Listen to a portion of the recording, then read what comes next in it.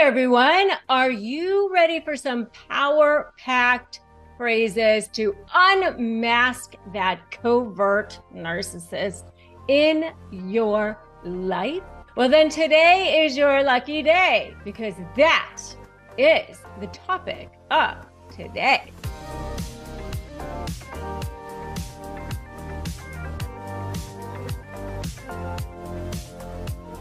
So welcome back to my channel. I am Rebecca Zung. If you are new here, then you probably don't know that I am an attorney who helps people break free from toxic relationships, whether it's personal or professional. So if you're new here, make sure you subscribe, hit that notification bell. If you are just coming back and you're not new here, welcome back. And I'm so happy to have you back.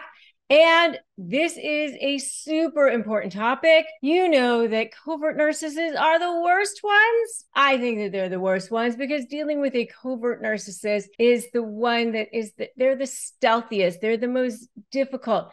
They've got this facade of charm. They make you think that everybody in the world thinks that they're so wonderful. And they even present themselves sometimes as victims, right? But if you want to unmask them, fear not, because I've got the list today, 10 power-packed phrases that can instantly unmask that covert narcissist. All right. So let's dive in, shall we? By the way, I've got a brand new book, Slay the Bully, How to Negotiate with a Narcissist and Win, which you should go straight to slaythebully.com and you should grab it right now, because if you do, you get early access to the entire manuscript, you get a masterclass, you get all sorts of really, really super cool things. So make sure you do that right now. All right. So number one is, I'm not having this discussion with you. I'm telling you how it is, because you know what? They bank on the fact that you're not going to snuff them out. They bank on the fact that you're not going to go direct with them. It stops them in their tracks. So if you say directly to them, I'm not having this discussion with you, I'm telling you how it is, then it establishes your assertiveness with them. And it lets the narcissist know that you won't be manipulated, and it sets this clear boundary with them. And you don't need to say it in an angry way. You don't need to say it in a way that has any tone. You don't even need to say it. You can just say it even sort of robotically. You know, you can just make it clear that there's a new game in town, that this new game in town doesn't tolerate their attempts to control conversation. You can just say, I'm not having this discussion with you. I'm telling you how it is. Just like that. And you can just look at them like that. Okay. So that's number one. Number two is, I don't get what you're trying to say or do here. You just kind of play dumb. I don't understand what you're trying to do. I'm not sure. You know, you act confused. And when you subtly sort of challenge the narcissist's attempts to confuse or gaslight you, it puts the focus back on their behavior to demand clarity. Instead of anger, you sort of are bewildered. I'm not sure. Can you provide clarity for me? I'm just trying to understand what it is you're trying to say. Can you give me some more clarity on that, please? When you approach it with some bewilderment or like confusion instead of anger, it sort of disarms them. So that's number two. Number three is, this isn't the way to talk to me or anyone else for that matter. So you are establishing that you are not going to be disrespected. And let me tell you, I always sort of give a formula for shifting the dynamic of power with narcissists. And I say that you need to think about it in terms of baby steps, because oftentimes you've been conditioned for a long time, whether it's a professional relationship or a personal relationship. A lot of times you don't feel like you can shift that dynamic of power all at once because it feels overwhelming to do it all at once. So I say step 1, don't run. Step 2, make a U-turn. Step 3, break free. So step 1 is just creating those boundaries. When you first start creating those boundaries, that first boundary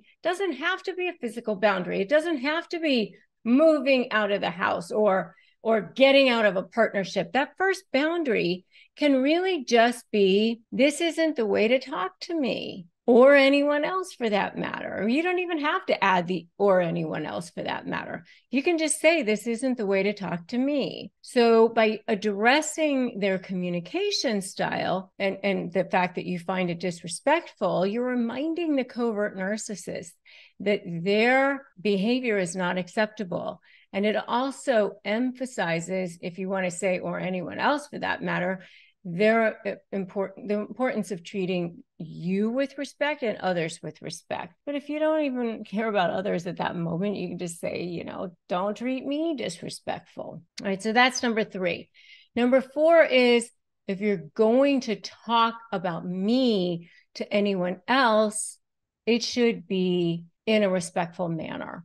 And, I have a friend who's also my business coach. She's been my business coach for a very long time.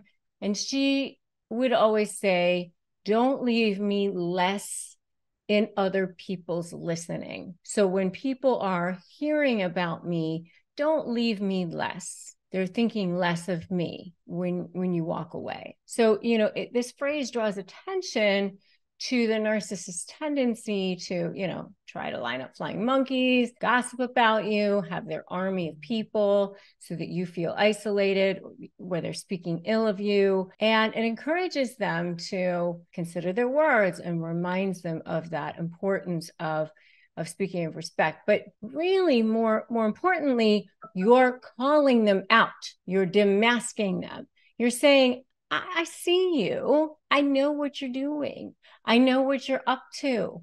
You're not fooling me. I see what you're up to. It's almost like you're shining the light. It's like that when you pull the rock off the bugs and they all go scurrying. What are you doing?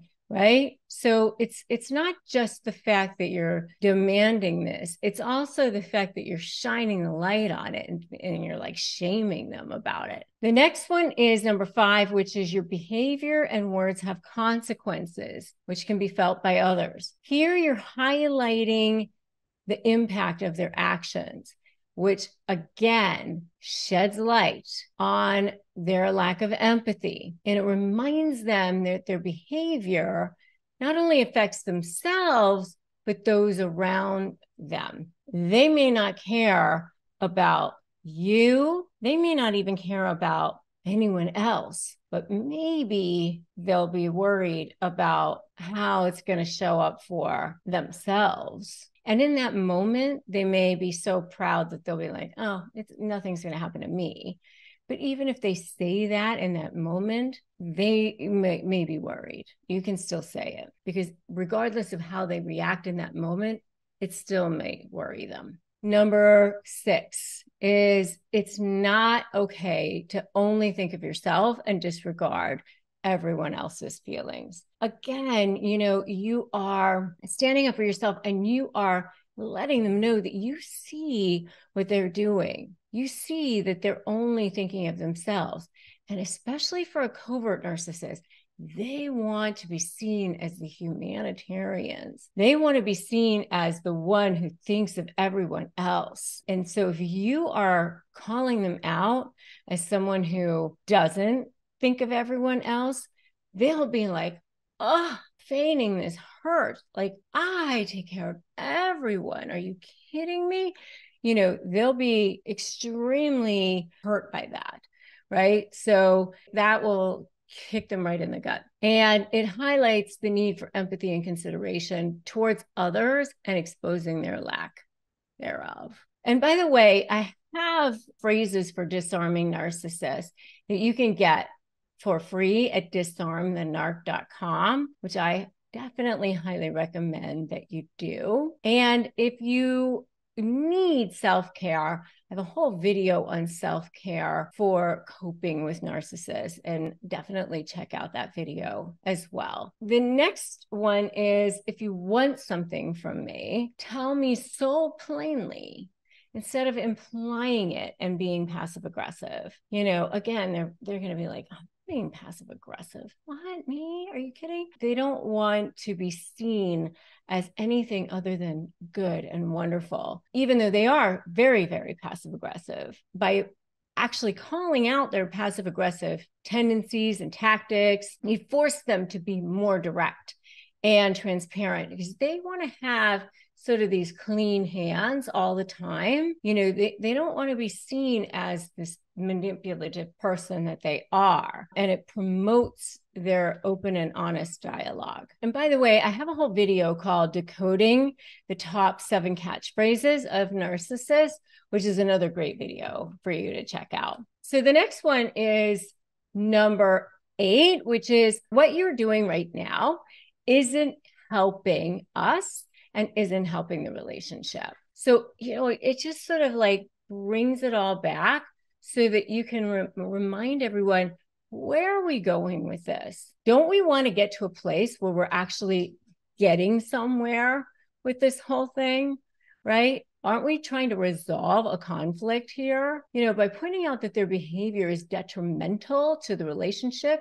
you highlight the negative impact of their actions. And it encourages the narcissist to reflect on their behavior and their consequences. Whether they actually do or not, probably not, but at least for that moment, they get like shamed, and, you know, they're open. You open that and you unmask them for that moment. The next one is, I know who I am and what I need in a relationship, and this is not it. The more you become authentic about who you are, how strong you are, and what you want in a relationship, the more difficult it's going to be for that covert narcissist to be existing in that, because that is a narcissist kryptonite. A strong, resilient, authentic human being is not a person who a narcissist can coexist with. A narcissist, by definition, needs a person who's going to be insecure, needs a person who can be manipulated, needs a person who wants to cling to them. And that this statement, I know who I am and what I need in a relationship, asserts your self-worth, asserts your boundaries. It emphasizes you're not settling for a relationship tainted with narcissistic tendencies. It empowers you to protect yourself. So powerful. If you agree that this is so powerful, I want you to put that in the comments below right now. So powerful. The next one is, this conversation is over until we can speak respectfully without manipulation or blame shifting. By setting a firm boundary, you establish that you will not engage in unhealthy conversations. This phrase demands that you demand mutual respect and honesty while exposing that covert narc's manipulation tactics. So good. Conversation's over until we can speak respectfully without manipulation and without blame shifting. And by the way, if you need additional support, please join my free private Facebook group, Narcissist Negotiators with Rebecca Zung, because get the help and support that you need. And if you need therapy, betterhelp.com/Rebecca Zung. Again, get the help and support that you need. We receive commissions. It doesn't cost you any extra. There you have it, folks. Those are the 10 power-packed phrases that will help you when dealing with and confronting a covert narcissist. If you found this video helpful, make sure you give it a like, give it a share it out with anybody that you feel like needs it, or share it out with your communities, or your social media, or whatever. And if you haven't subscribed to this channel, found it helpful, make sure that you do that because every single day we're releasing valuable content, and recognizing their behavior is that first step to protecting yourself and maintaining healthy relationships in every aspect of your life, whether it's professional or personal. So we hope that these phrases empower you to stand up for yourself and create those boundaries. Remember that today is a great day to start negotiating your best life. The next video that I want you to watch is ridiculous lines that narcissists use when they're triangulating. Remember, we talked about triangulating and the things that they try to do when they're lining up those lying monkeys for those smear campaigns. So that's the next video that I think that we should watch together. So I will see you in that next video. Remember that they only win if you give in. All right, I'll see you in that next video.